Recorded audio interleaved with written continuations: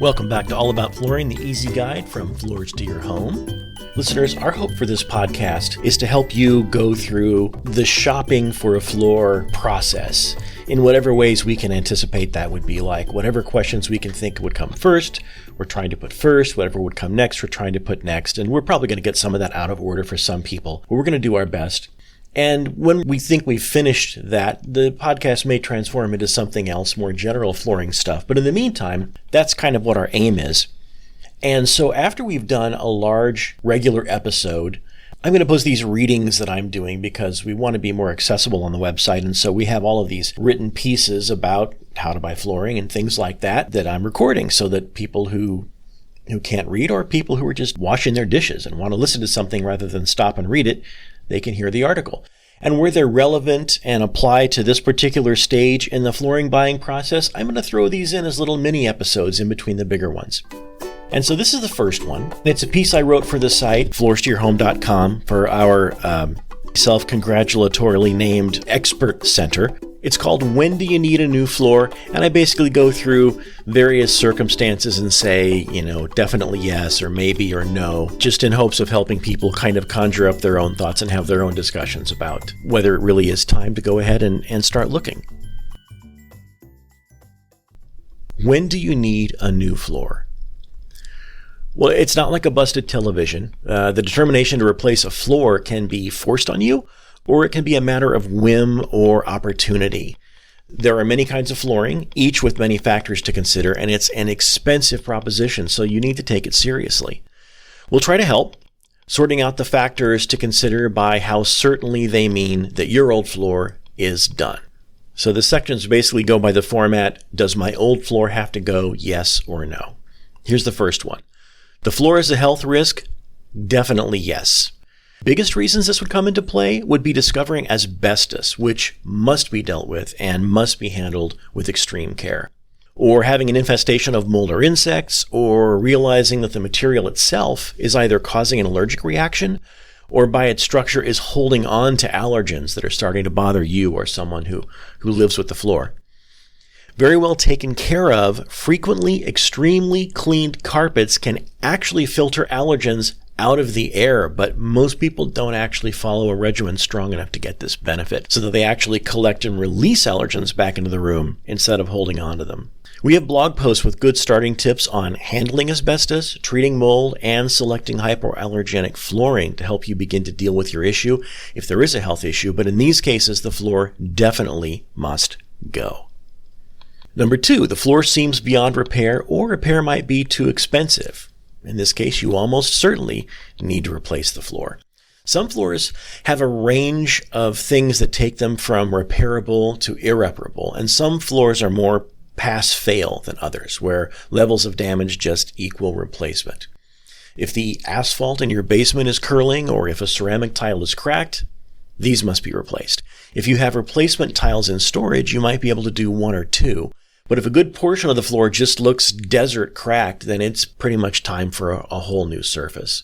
It's hard to do, but a laminate floor can crack or dent as well, and then at least that plank should go. Those can't be sanded and refinished like a real hardwood floor can be. Carpet stains may also be unremovable and no longer feasibly hideable under a large urn. Some carpets can be patched, the ones with longer fibers on top being the better ones for that. If the carpet is irreversibly worn and matted, or it has stretched or shrunk beyond the shape of the room, or it seems to be disintegrating or perpetually, stinks, then it's time to get this thing out of your place. The solid variety of real hardwood floors can often be sanded and refinished instead of replaced. The telltale signs of an absolute need to replace a hardwood floor would be severe water damage resulting in the boards permanently warping. Some cupping and crowning can be handled by waiting for the moisture to leave the planks after the water event or by sanding and refinishing, and cracking or peeling can almost always be handled this way.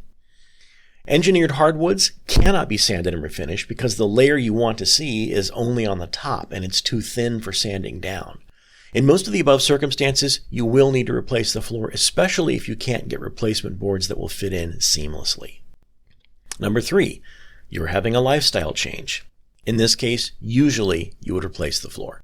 The phrase may sound like a lead into a sitcom joke, but it can mean a number of real things. If you start having children or get pets, they can become active and messy in a way your home didn't need to handle before. You may switch family members between rooms or swap a playroom with a dining room for space. Then you must consider the new traffic in one and more potential spills in the other. The new presence of an elderly person may mean changing from a floor which is more prone to slipperiness.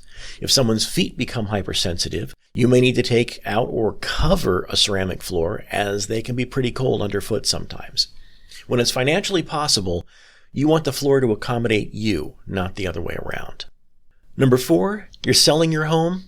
Often this will mean some floor replacements. You should assume that a buyer is pickier than you would be if you were the buyer. And be honest with yourself. When you look at the floor, are you thinking to yourself, that won't be a problem, or that shouldn't be a problem?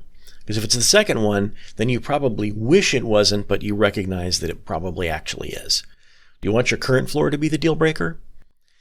It can be as much an issue of contemporary aesthetics or what is normal in your neighborhood as it can be of the floor's condition. Hardwood almost always adds value to a home. Laminate can be neutral if it still looks great. It's mostly past the it's not really hardwood stigma that it used to have, but a little of that remains, and laminate or vinyl may take away from the impact of a really elegant home. Wall-to-wall carpet can actually be a drawback these days because people know that they can't tell how clean a carpet really is. Number 5, you're moving into a new place. Once again, often this means replacement of a floor. One reason would be health reasons. If there's carpeting, you can't really know what it might be harboring or hiding underneath. Sharing carpeting can be like sharing old socks. And sorry for the mental image there, but that's a distinctive to carpet over the hard surface floors. Number 2 is decor. Your furnishings may not match the floors in the new home. Your feet may prefer something else to walk over. You may want rooms to be brighter or darker than the current floors render them.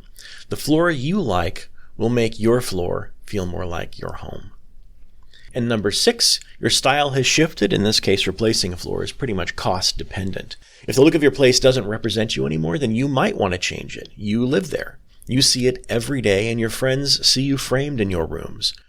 You may prefer rooms to blend together better than they do currently, or to change the direction of a floor. A small room can be made to feel more spacious with a different floor, say wider planks, a closer grain or pattern, or a lighter tone, for instance. If you have hardwood, you may want a different species, either for the durability or the specific look, not just color and tone, which can change with a stain, but grain and patterning. You may want to switch between a parquet-style floor and a standard plank style. Or your neighbors may have just put in a new floor, and maybe it's gorgeous. This last one isn't about need, it's about what you can do or want to do. It's all up to you. So this has been David. That's the end of the article, and we'll catch you next time. This podcast is executive produced by Floors to Your Home, or Dan Kahn, some combination thereof, and it is conceived, produced, edited, audio cleaned, all of that by W. David Lichty, and that's me. Music from each episode comes from the website freepd.com, where you can find music for your own podcasts.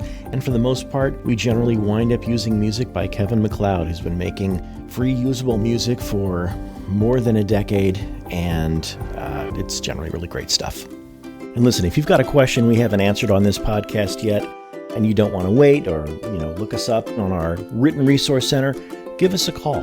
We want to be your floor answering people. So we're not salespeople. We're customer service at Floors to Your Home. Call us at 1-800-804-5251 with any questions.